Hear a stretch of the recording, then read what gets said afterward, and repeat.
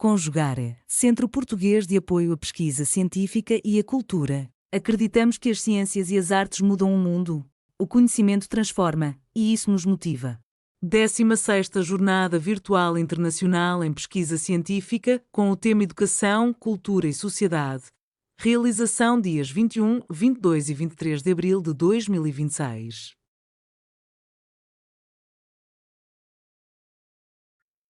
Olá, eu me chamo Daiane Cristine Mendes Olímpio, sou psicóloga de formação e estou no programa de pós-graduação em educação na Universidade do Oeste Paulista, o NOEST, que fica na cidade de Presidente Prudente, interior do estado de São Paulo, Brasil. Eu venho compartilhar um trabalho que foi produzido junto ao meu orientador, professor Dr.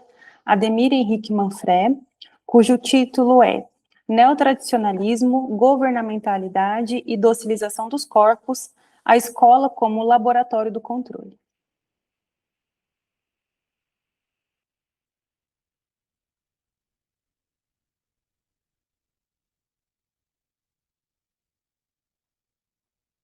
Bom, o trabalho que nós apresentamos aqui propõe uma análise crítica do campo educacional a partir das contribuições de Michel Foucault, e a proposta é compreender como a escola contemporânea pode ser entendida como um laboratório de fabricação de subjetividades, no qual os diferentes dispositivos, como currículo, tecnologias educacionais e os discursos médicos, operam na produção de sujeitos disciplinados, produtivos e ajustados às demandas sociais. Nesse sentido, a escola deixa de ser apenas um espaço de transmissão de conhecimento e passa a funcionar também como um dispositivo de governamentalidade.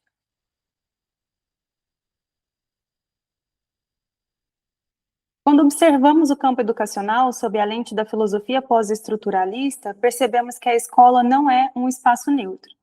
Ao contrário, ela participa ativamente da organização social e da gestão das condutas. Foucault descreve esse processo como biopolítica, ou seja, formas pelas quais o Estado passa a administrar a vida das populações.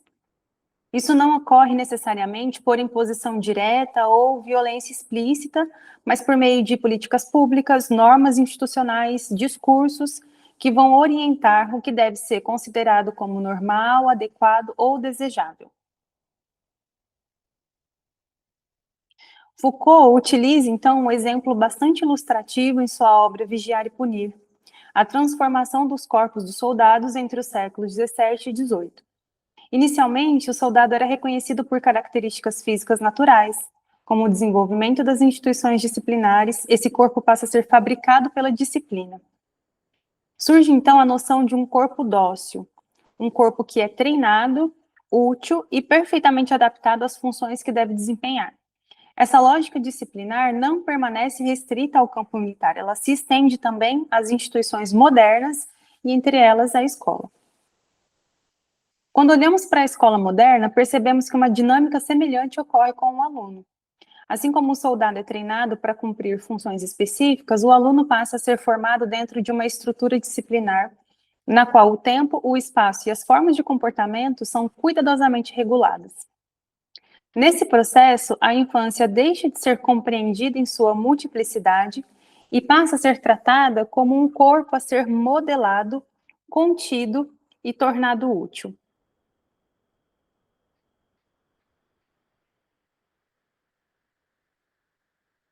Um conceito central para poder compreender essa dinâmica é a relação entre saber e poder. Para Foucault, o poder não existe separado do conhecimento. Aquilo que é reconhecido como saber legítimo participa diretamente da organização social. No campo educacional, essa relação aparece na forma dos currículos, das políticas educacionais e nas definições institucionais sobre o que deve ser ensinado.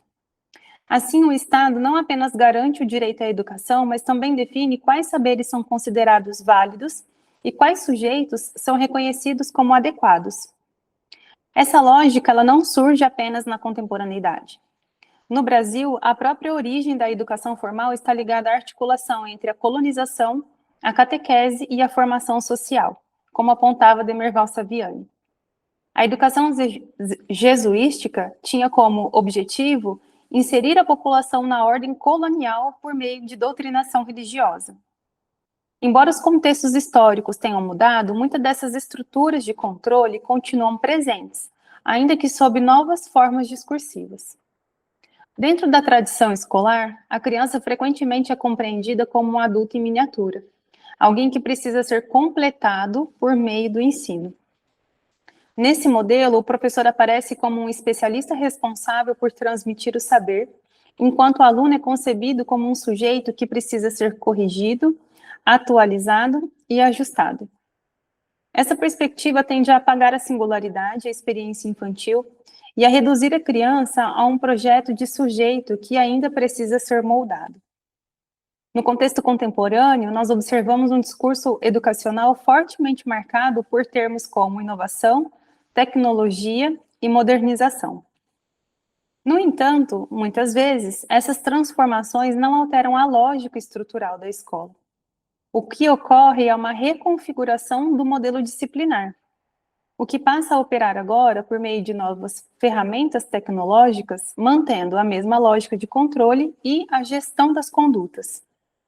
Um exemplo claro desse processo é a crescente plataformização da educação. Com o uso dos aplicativos, algoritmos e sistemas de monitoramento de desempenho, a organização do ensino passa a ser mediada por tecnologias que coletam os dados e acompanham constantemente a atividade dos estudantes. Nesse cenário, o professor tende a ser deslocado para uma função mais técnica, enquanto os alunos passam a integrar uma lógica de gestão permanente de desempenho. Foucault descreve esse tipo de funcionamento como um micropoder. O poder disciplinar não se impõe apenas de fora para dentro. Ele se infiltra nas práticas cotidianas, nos discursos e nas formas de educação institucional. Na escola, isso se manifesta através das normas aparentemente simples, como regras de comportamento, organização do tempo escolar ou mesmo as expectativas de atenção, que acabam moldando a forma como os sujeitos pensam, se comportam e se percebem. Nesse contexto, o saber psicológico e neurocientífico também passa a desempenhar um papel importante.